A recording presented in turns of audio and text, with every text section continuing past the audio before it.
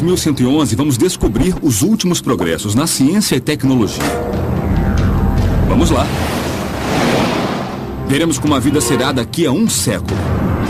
Realmente incrível. Será que a ciência poderá criar uma raça nova de super-humanos? Poderemos viajar de férias para o espaço? Nossa! E os robôs irão ajudar com as tarefas cotidianas? Ou algum dia terão o controle da Terra? Meu nome é Idz Dukevich e convido você a uma viagem para 2111.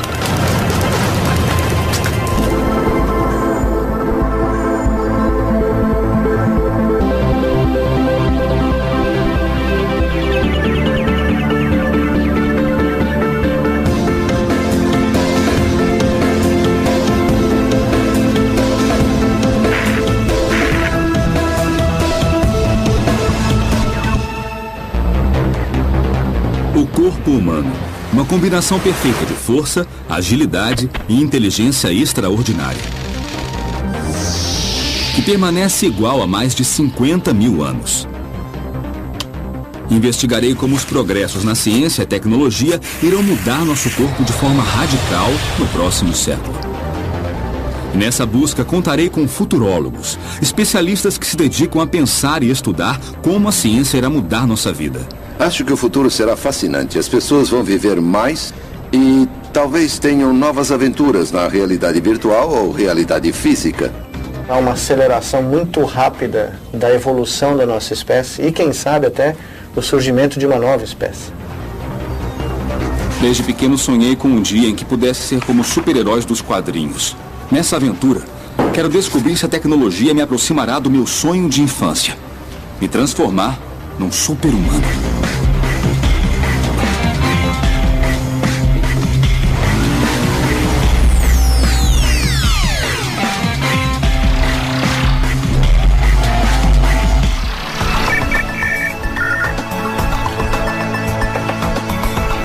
Meu primeiro destino é o Japão, em busca da super-força.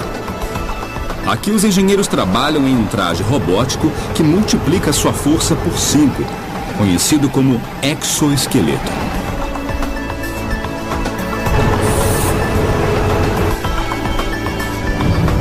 Hollywood sempre gostou de brincar com a ideia de nos transformar em super-humanos.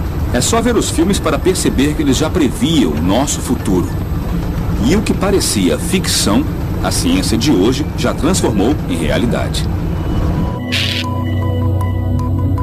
Nos anos 1960, os primeiros trajes robóticos, ou exoesqueletos, pesavam até 750 quilos. E alguns eram tão perigosos que nunca chegaram a ser usados.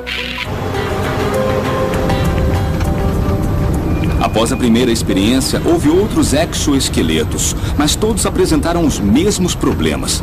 Primeiro, a fonte de energia. O tempo de duração da bateria dos trajes era muito curto. Segundo, o controle. O traje deveria replicar os movimentos exatos da pessoa no interior. Do contrário, a pessoa poderia ser ferida facilmente, desmembrada literalmente. Mas aqui no Japão, há alguém que garante ter resolvido todos esses problemas. O professor Hiroshi Kobayashi, da Universidade de Ciências de Tóquio. O professor Kobayashi desenvolveu um traje que usa uma combinação inovadora de eletrônica e ar comprimido.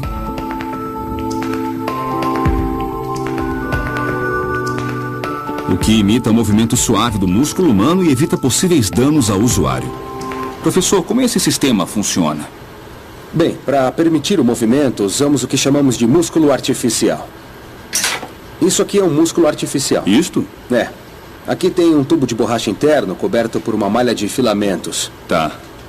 Então a gente enche o tubo de ar comprimido e ele infla. E é bem maleável. E muito forte também. A gente pode esperar uns 100, quer dizer, algo em torno de 1.800 newtons aqui. E quantos destes usa na roupa? No total 8. 8 nessa roupa. É.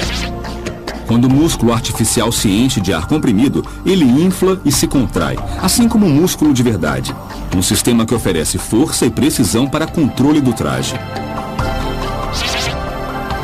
O ar comprimido é controlado por um sistema de microprocessadores e chaves, que leva em conta uma série de padrões de movimento, como levantar, sustentar ou empurrar, cada um controlado pelo movimento dos braços.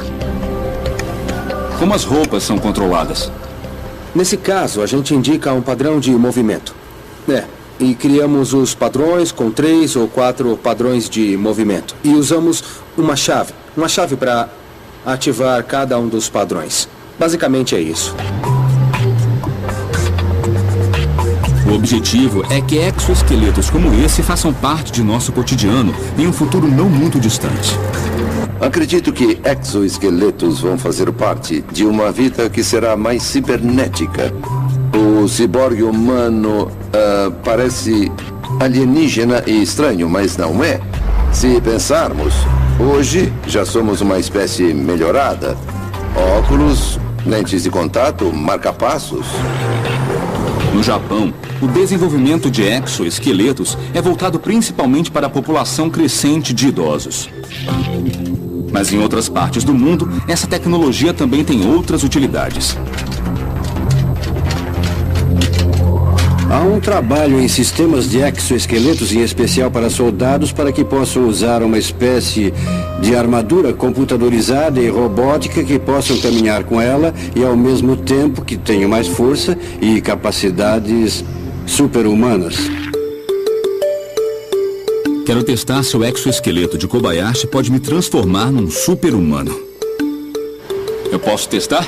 Sim, sem dúvida. Mas antes, por que você não vê quantos quilos aguenta sem estar usando o traje de músculos? Tudo bem, e depois eu me visto. Isso. Tá. Tá bom. 5. Vai lá. 15 quilos. 20 quilos, tá. Tá pesando. 25. 25 quilos. 35 quilos. Acho que tá. Aí, já tá bom? Chega.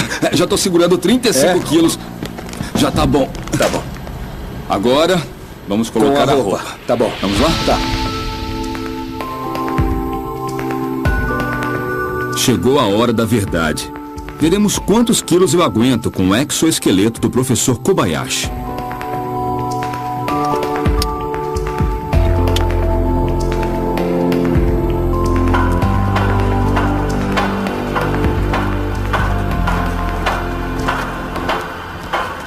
Eu já vesti o exoesqueleto, pesa uns 9,5 kg, mas na verdade não é tão pesado. Professor, nós podemos ver agora? Podemos, sim. Tá bom, isso foi o que eu aguentei, 15 quilos. Embora o volume dos sacos seja meio incômodo, eu consigo segurar tudo sem fazer muito esforço. Mais um. Vai. 50 quilos. Já está bom. Com certeza isso é uma ajuda. Não teria conseguido sem isso. Graças ao traje do professor Kobayashi, sem dúvida eu sou um homem mais forte. Imaginem tudo que poderíamos fazer com esse tipo de traje.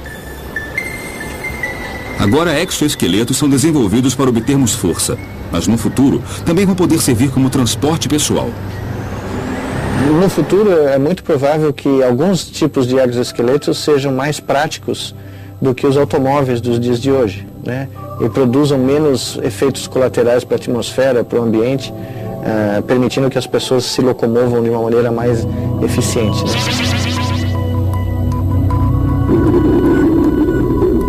A possibilidade de utilizar exoesqueletos como meios de transporte pode ampliar ainda mais o seu uso.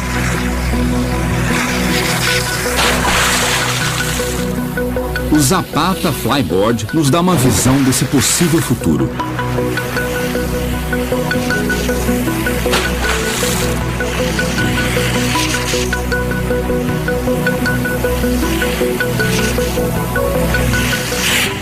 Inventado em 2011 por Frank Zapata, o Flyboard usa o impulsor de um jet ski para gerar uma coluna de água com capacidade de elevar o usuário a mais de 5 metros.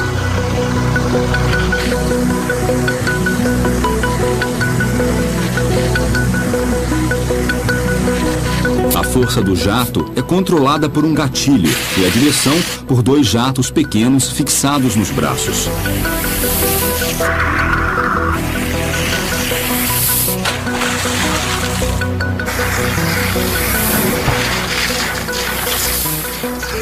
O flyboard ainda não é independente e usa um motor de jet ski para seu impulso.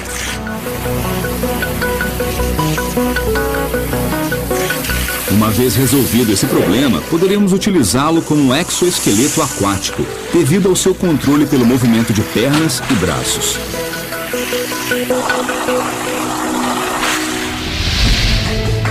Mas esse tipo de tecnologia externa será apenas o primeiro passo para o corpo super-humano que nos aguarda daqui a 100 anos. No começo, os exoesqueletos eram mecânicos, mas com o tempo vamos cultivar órgãos e regenerá-los. Controlaremos matéria viva. E essa convergência de tecnologia e biologia dará lugar a uma civilização diferente da atual. Após conhecer o exoesqueleto, para mim ficou claro que no futuro, usar um desses trajes será tão comum como se vestir para trabalhar. Mas o que será do nosso corpo? A tecnologia conseguirá ir do exterior ao interior, sob a nossa pele, até se tornar parte de todos nós?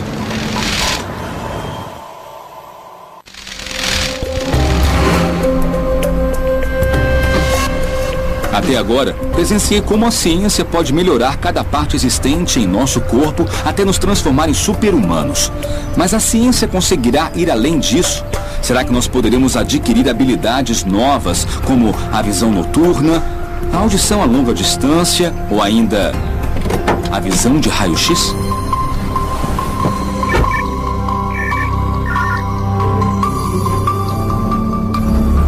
Segundo especialistas, é uma fantasia que pode se tornar realidade. A capacidade de expansão do cérebro, e tanto do ponto de vista perceptual quanto motora, ela é muito maior do que os limites impostos pelo corpo físico nosso. Então, é muito provável que nós possamos ter múltiplos sentidos, muitos mais do que nós temos normalmente hoje. Eu estou aqui em Los Angeles para conhecer o Roger. Ele pratica esportes, gosta de marcenaria e adora curtir com a família. O extraordinário é que ele faz tudo isso sem enxergar.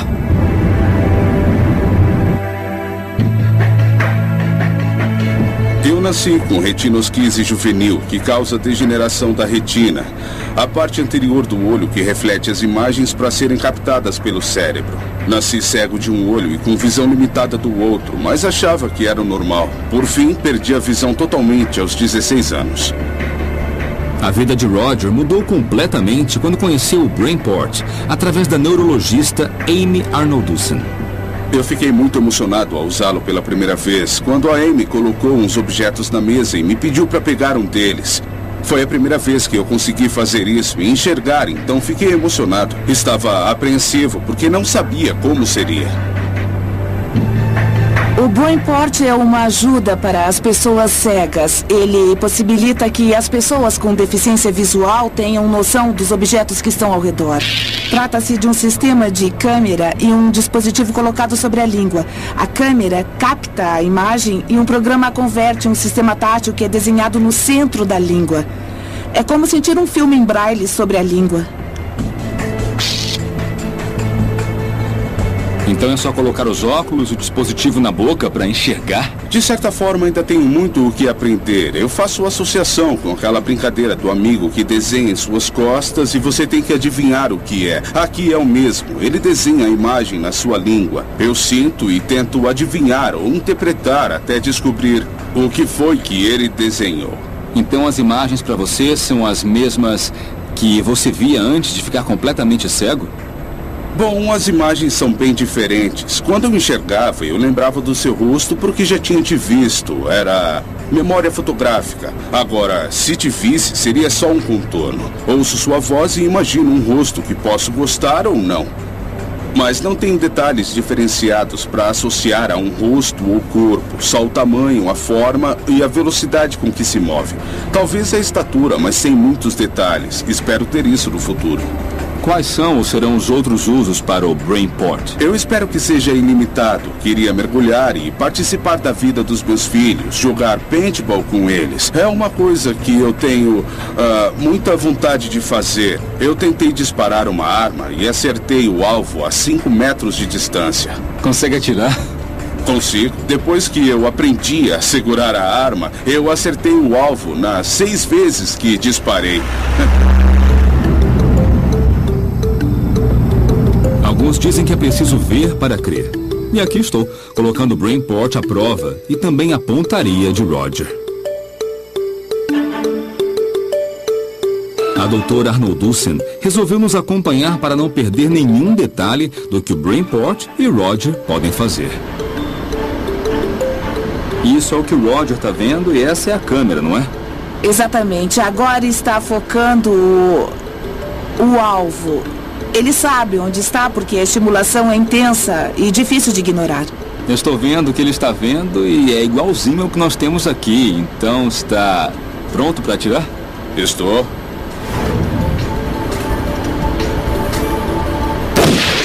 Nossa, Roger, você acertou bem no meio. Eu também estou surpreso. Eu fico surpreso. É mesmo incrível. Para ser bem justo, eu vou vedar os meus olhos. Assim, Roger vai ter certeza absoluta que eu não estou trapaceando. Eu sinto os sinais elétricos na língua. No começo eu sinto dificuldade, mas depois de um tempo começo a distinguir a forma do alvo.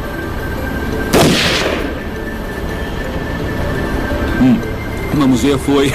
Muito foi bom. Mais pro lado esquerdo, não foi? Não ficou bom não, ficou fora do alvo, né? Com treino melhora. Tá, um dia eu chego como lá. eu. É espantoso como a percepção mudou nos últimos 5 anos. Nosso protótipo de 5 anos atrás era bem maior, com menos resolução e não tinha um programa tão completo. Então, vendo as melhorias em apenas 5 anos, é difícil imaginar o quanto conseguiremos no futuro.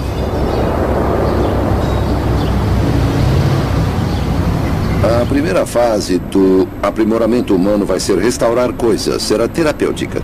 A segunda fase vai ser aumentar.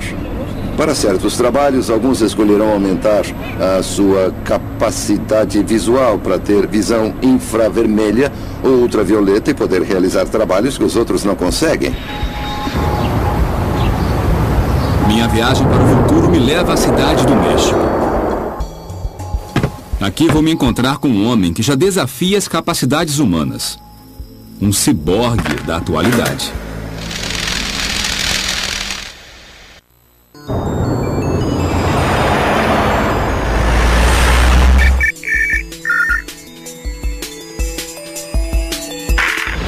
Minha viagem ao futuro me trouxe à cidade do México para conhecer um verdadeiro super-humano.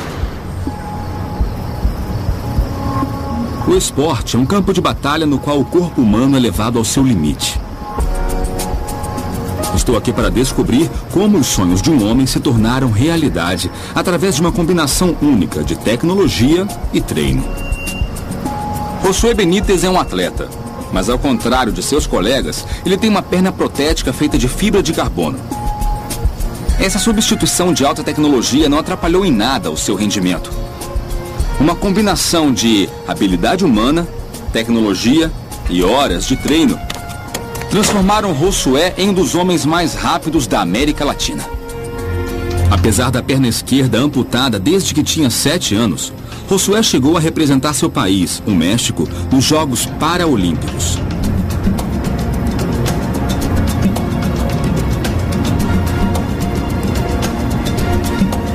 O uso de próteses cada vez mais evoluídas tecnologicamente foi decisivo em sua carreira. Do joelho para baixo não existe cansaço, porque a prótese é que faz todo o trabalho. Eu só preciso jogar todo o peso e também a força da minha perna amputada para que a prótese faça o resto. O uso de fibra de carbono torna a prótese leve e flexível. Sua curva funciona como uma mola, que concentra a energia para lançar Josué ao seu próximo passo.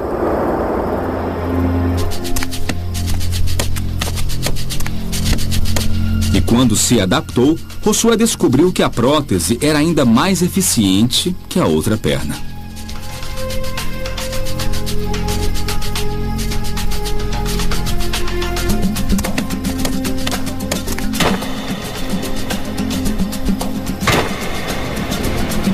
Ao me apoiar com a prótese, eu levo uma vantagem. Para descansar, me impulsionar enquanto tomo um pouco de fôlego, para que, quando usar a perna normal, convencional, consiga toda a força. Essa é a vantagem que eu posso ter com as minhas próteses. Josué me conta seus planos. Hoje podem parecer absurdos, mas talvez seja uma pista do que será o futuro. Na verdade, há um tempo em que eu pensei em colocar outra prótese na minha perna normal, convencional. É uma ideia que ainda tenho em mente e gostaria de concretizar. Tenho certeza que ficaria muito mais rápido, melhor, mais veloz e mais ágil.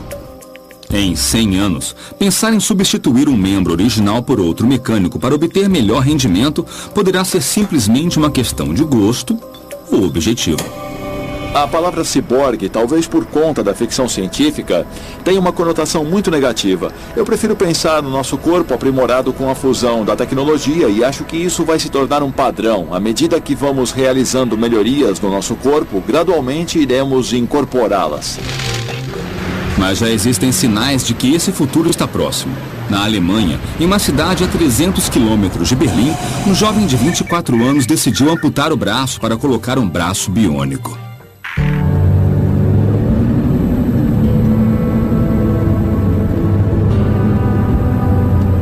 Me chamo Patrick, tenho 24 anos e sou da Áustria.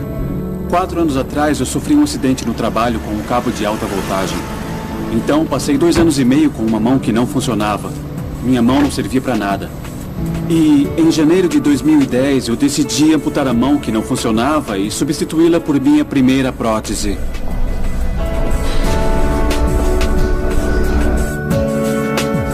Patrick é a primeira pessoa no mundo que decidiu amputar o braço para usar a mais avançada prótese da Ottobock. 9 semanas depois da amputação já tinha voltado a trabalhar. Com essa mão eu tenho 7 funções de movimento. A aparência natural e com ela eu posso fazer tarefa que nunca tinha imaginado antes. Patrick comparece às instalações da Ottobock em Duderstam para realizar um dos controles periódicos dos sensores motores da sua mão artificial. Quando colocaram a prótese, eu senti algo emocionante e novo. Sabe, eu pensei, agora eu tenho uma mão nova que vai funcionar. É uma coisa que eu não tive por um período de 2 anos e meio. E a sensação é difícil de descrever, é como nascer pela segunda vez. A mão é controlada por sinais mioelétricos. E esses sinais são sinais que provêm dos músculos. Eles se contraem e os sinais são gerados pela contração muscular. E então esses sinais são convertidos pelo sistema protético para controlar a prótese. A mão humana tem uma amplitude de mais de 20 graus, graças às suas articulações. Possui mais de 30 músculos e é apoiada por muitos sensores. É um sistema muito complexo e intrincado, que é controlado pelo cérebro. Os técnicos do laboratório testam se a prótese de Patrick funciona perfeitamente. O que vemos aqui são os sinais dos músculos. E esse é um programa que está diretamente ligado à sua prótese. Então, quando ele faz um movimento com o músculo, os eletrodos dentro da prótese captam esses sinais e então os enviam diretamente para o computador. Aqui podemos ver os sinais, controlá-los, ver se estão fortes e analisar o que podemos fazer. O que você está vendo agora é um sinal vermelho de abrir a mão e o azul que é de fechar a mão. A mão é encaixada e dentro dela fica o sistema computadorizado. Já no punho, temos a bateria e os eletrodos. Precisamos checar esses componentes para ver se estão todos em ordem. E mesmo sem a prótese, com os eletrodos conectados ao braço, Patrick pode controlá-la. Agora eu estou pensando em fechar a mão e ela fecha. Significa que uso os mesmos músculos para controlar a prótese que usava antes, para controlar minha mão biológica. prótese Michelangelo proporciona a seu usuário 7 movimentos ou maneiras de segurar, utilizando combinações dos dedos e a rotação dos pulsos. Comparada à mão humana, que tem bem mais movimentos, parece muito um sistema limitado, mas de fato, a mão Michelangelo é uma combinação excelente de funcionalidade, desempenho robótico, capacidade de resposta, peso e aspecto natural. Como vão ser as próteses daqui a 100 anos? Acho que haverá novos materiais, novos sistemas de movimentos e novas relações homem-máquina, que poderão ser conectadas diretamente com o sistema nervoso. E então, tudo isso irá gerar partes e membros artificiais muito parecidos aos naturais. Inicialmente, nós podemos pensar que as partes não biológicas são idênticas às biológicas, mas, na verdade, uma das coisas boas de poder redesenhar o corpo humano é poder fazer coisas para aprimorar a biologia. Uma hora sairemos do desenho desse braço para fazer uma versão melhor que não seja parecida. Essa fábrica, na Alemanha, é pioneira no desenvolvimento tecnológico que irá mudar os corpos humanos do futuro. Segundo especialistas, é só uma questão de tempo podermos escolher ter partes biônicas. Essa tecnologia nos dará capacidades que hoje só existem em nossos sonhos. Há muitos super-heróis ou vilões cujos poderes foram copiados da natureza, atribuindo a eles mais força, visão sobre-humana e velocidade extrema. Será que estamos próximos de escalar paredes como uma aranha?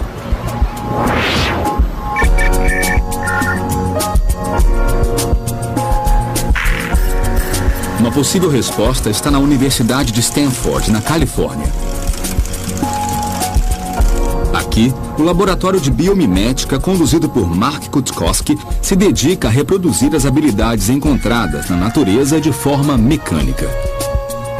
Acho que haverá cada vez mais esforços para a melhoria do nosso corpo com novas tecnologias. Na tentativa de aumentar nossa capacidade de correr, escalar ou nadar, tomamos por base os exemplos que nós encontramos na natureza. Pesquisamos o que torna aquilo eficaz e aplicamos em coisas que usamos como roupas ou até mesmo implantes biônicos. A primeira tarefa de Mark Cutkosky e sua equipe foi projetar um robô que escala paredes igual aos super-heróis das histórias. Nosso principal objetivo é criar robôs que escalam. Queremos robôs que andem pelas paredes, tetos, penhascos, qualquer coisa. Para isso, Mark buscou respostas na natureza. Quando começamos a fazer os robôs que escalam, observamos muitos animais. Observamos insetos, aves e répteis que sobem em árvores. E, a princípio, o robô foi inspirado em um inseto que tem pequenos espinhos nas patas. Mas se o objetivo final era algo capaz de escalar superfícies lisas como o vidro, esses espinhos não iam funcionar. Finalmente, Cutkosky identificou o animal que podia escalar qualquer superfície, até mesmo vidro. É um pequeno réptil, a lagartixa. Só na última década é que entendemos como as lagartixas escalam. Antes, havia várias teorias. Alguns diziam que talvez escalassem por sucção. Entretanto, os biólogos chegaram à conclusão de que a lagartixa usava uma das forças fundamentais da física, as forças de Van der Waals. Então, a lagartixa escala superfícies usando a força de Van der Waals, que são uma atração molecular básica entre duas moléculas quaisquer que se aproximam o suficiente. As lagartixas conseguem ficar grudadas graças às formas microscópicas que se aderem a qualquer tipo de superfície, através das forças de Van der Waals.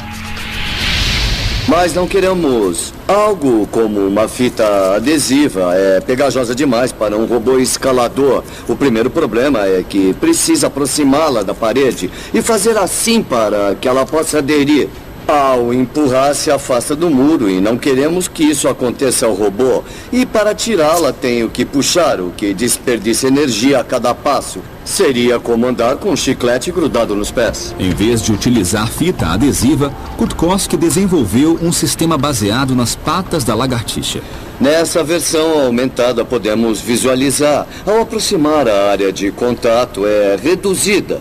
Não há superfície e não adere, mas quando o robô aplica seu peso, isso dobra assim. A área aumenta e as forças de Van der Waals fazem com que grude. A lagartixa tem uma estrutura mais sofisticada do que essas calçadeiras. Elas possuem uns pedúnculos que agem como espátulas ou pequenas abas, mas que funcionam de modo bem parecido.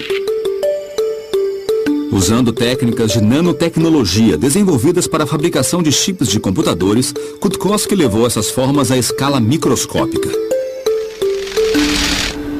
Com isso faremos a demonstração. Temos uma garra de robô que não se adere, mas quando o robô aplica seu peso, a área aumenta e adere com muita firmeza. Para construir este robô, a equipe teve que entender o modo de andar das lagartixas para depois programar seus movimentos. A unidade que vemos aqui é o cérebro, o que controla o robô. O fato de ter patas opostas na diagonal e a velocidade que programamos junto com todos os LEDs, que na verdade são microchips que cada motor possui e é o que faz as patas se moverem realmente. A equipe de Kutkowski agora trabalha no próximo passo, algo que no futuro nos permitirá andar pelas paredes, não como uma aranha, mas como uma lagartixa. Já fizemos testes com robôs em torno de 4 quilos, mais ou menos, então a princípio eu acho que podemos ampliar.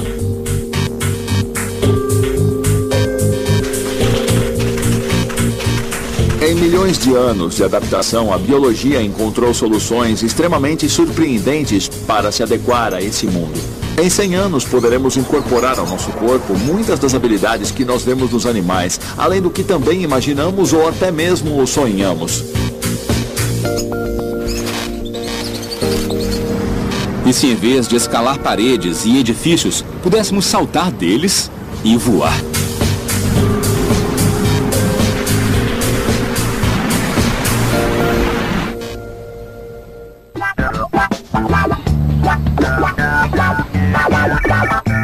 A maioria das grandes cidades é prova de que, como espécie, criamos e desenvolvemos meios peculiares de transporte.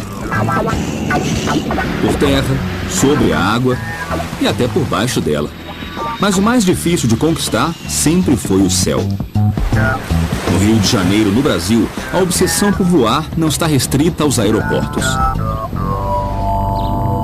Gui Pádua pratica salto com wingsuit, um esporte radical que proporcionou ao ser humano a capacidade de voar por 26 quilômetros. O wingsuit foi um macacão de asas desenvolvido pelo Patrick de Gallardon, que foi um francês, um dos ícones do esporte mundial, que deu ao homem o poder de voar.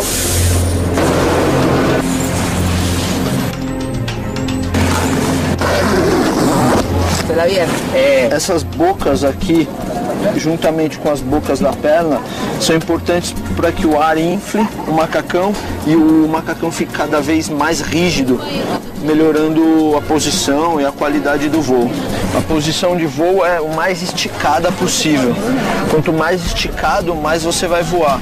Então, é por isso que às vezes há voos longos de 5 minutos, 6 minutos, o voo vai ficando difícil porque você tem que manter a tensão do voo mesmo, manter o macacão quanto mais esticado possível. O traje de wingsuit foi inspirado em um pequeno mamífero chamado lêmure, que tem membranas em seus braços e pernas que lhes permite voar. O que acontece é que você aumenta a sua área com a mesma massa e essa relação te permite voar horizontalmente. A cada 3 ou 4 metros avançados horizontalmente, há uma queda de 1 metro na vertical. Sendo assim, para usar o wingsuit, é preciso saltar de aviões, balões ou locais de grande altitude. A partir do momento que você sai da montanha, ele infla. e o ar fica retido dentro do macacão.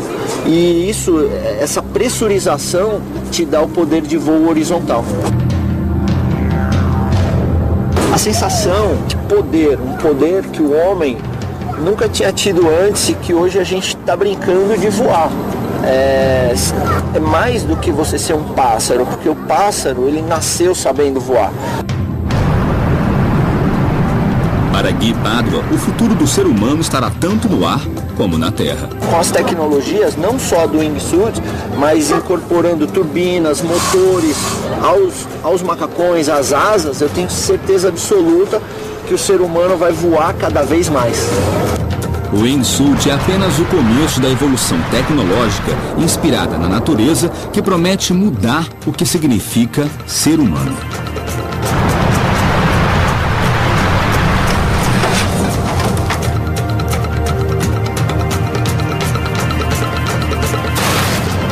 Tá bom ou não? É isso aí. Nós começamos a aprender como são os mecanismos que tornam a natureza tão fantástica e começamos a integrá-los à nossa vida, nosso corpo. Não sabemos quanto tempo levará para incorporarmos a biologia das aves em nosso corpo. Enquanto isso, engenheiros continuam trabalhando para nos fazer voar graças a motores. Na década de 1920, surgiram as primeiras ideias de mochilas voadoras, ou jetpacks, na ficção científica. Em 2012, quase um século depois, Glenn e sua equipe de engenheiros da Nova Zelândia conseguiram quebrar todos os recordes ao projetar um jetpack com autonomia de voo de 30 minutos. Esse helicóptero pessoal funciona com um sofisticado sistema de propulsão, um motor a gasolina especialmente projetado com ventiladores que produzem impulso suficiente para levantar o jetpack de 115 quilos e um piloto de até 127 quilos. Pode chegar até 2.500 metros de altitude e não requer licença de piloto, mas um treinamento especial. Após 27 anos de trabalho, Glenn Martin conseguiu romper os limites e alcançar a máxima expressão de liberdade e autonomia que o ser humano pode imaginar. De um modo geral, todas as coisas que nós incorporamos vão nos dar habilidades que não possuímos para fazer coisas que hoje são impossíveis. Para voar, nos inspiramos de alguma forma nos pássaros. A biologia serve de inspiração, mas podemos ir muito mais além.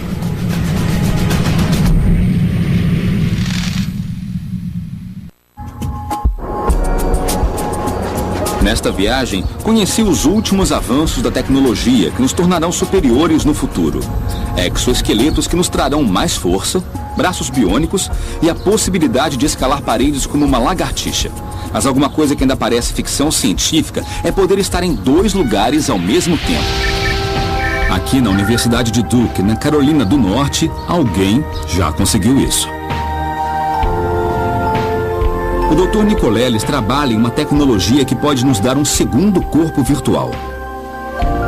O segredo é um acesso direto aos impulsos elétricos do nosso cérebro. No momento, Nicoleles testa a interface cérebro-máquina com macacos. For the last 10 years, that's what we have been doing, is to creating the technology that allows today us to record, these brainstorms, these electrical brainstorms, and transform them into real motion. O objetivo é decodificar as ondas cerebrais para controlar braços ou pernas robóticas, ajudando pacientes com paralisia a andar de novo. A robotic vest called an exoskeleton that a patient in the future will be able to wear and command just by using his or her brain activity alone. Um dos assistentes do Dr. Nicoleles me apresenta um teste que mostra como funciona a interface cérebro-máquina. O macaco está atrás dessa porta. Pela política da universidade, nós não podemos mostrá-lo, mas eu posso te assegurar que ele está preparado para iniciar o experimento. Cada um desses computadores registra 128 eletrodos, localizados em diferentes áreas do cérebro. No teste, o macaco deve controlar 2 braços virtuais, usando apenas os sinais do cérebro. Isso é o que o macaco está vendo? Isso. E você pode ver que quando os pontos aparecem, ele os atinge com precisão e rapidez, olha. Os braços virtuais são controlados pelos sinais dos neurônios dentro do cérebro do macaco. Cada um desses canais grava múltiplas células, que podem examinar separadamente e também ouvi-las, para decifrar o que cada uma diz a respeito do movimento que o macaco faz. Quando diz ouvir as células, quer dizer que elas produzem som? Essas células se comunicam através de diferentes voltagens. E esse é o som que os nossos neurônios fazem? É isso mesmo, essa é a linguagem do cérebro. É o que precisamos decodificar e entender para poder saber como as células fazem para criar esses movimentos complexos. Caramba! Usando o controle cerebral, o macaco é capaz de manipular os braços virtuais como se fossem os seus. Então aqui é o cérebro do macaco, os pensamentos dele. Exatamente. Sobre o objetivo. É isso aí. E o que nós fizemos foi usar esses avatares como se eles fossem o corpo dos nossos animais. E treiná-los a reconhecer esse novo corpo através de experimentos onde a atividade do cérebro deles é usado para movimentar o avatar, e sinais que vêm do avatar quando as mãos, por exemplo, quando encontram objetos, são retransmitidos para o cérebro. Converter a atividade cerebral do macaco em movimentos de um avatar é apenas o primeiro passo. O Dr. Nicoleles já está trabalhando em uma expansão dessa tecnologia. O resultado será nos permitir viver através de um segundo corpo virtual. E nós estamos investindo muito tempo e muita dedicação na construção de sinais de feedback, na elaboração de todo um paradigma de mandar esses sinais de volta para o cérebro e permitir que o cérebro seja retreinado. Ou seja, é como criar um novo corpo e tentar embutir essa imagem corpórea no cérebro de uma pessoa que tem um outro modelo do ser. Essa retroalimentação sensorial irá nos permitir sentir, saborear e até cheirar esse mundo virtual. Então é como se você pudesse estar um dia sentado na sua poltrona na sala de estar da sua casa e experimentando o que é caminhar na superfície de Marte, controlando o seu avatar e sentindo a temperatura gelada da areia vermelha de Marte sem sair de casa. Com a interface cérebro-máquina, poderemos viver no mundo real ou em um mundo virtual e não sentir a diferença. Mas as habilidades de nossos novos corpos virtuais não terão limites. Poderemos ter experiências de realidade virtual a partir do nosso sistema nervoso? Tem quem diga, estou disposto a abandonar o meu corpo. Algumas pessoas serão literalmente baixadas em um mundo virtual. Ao longo da minha viagem, fica claro que no futuro seremos uma versão melhorada de nós mesmos. Seremos superiores em praticamente todos os aspectos. Correremos mais rápido, seremos mais fortes que qualquer ser humano da atualidade, teremos novos e interessantes sentidos. Os cientistas acreditam que haverá uma nova espécie de humanos que será em parte máquina, o Homo Cibernéticos. Assim será o futuro, assim será 2111.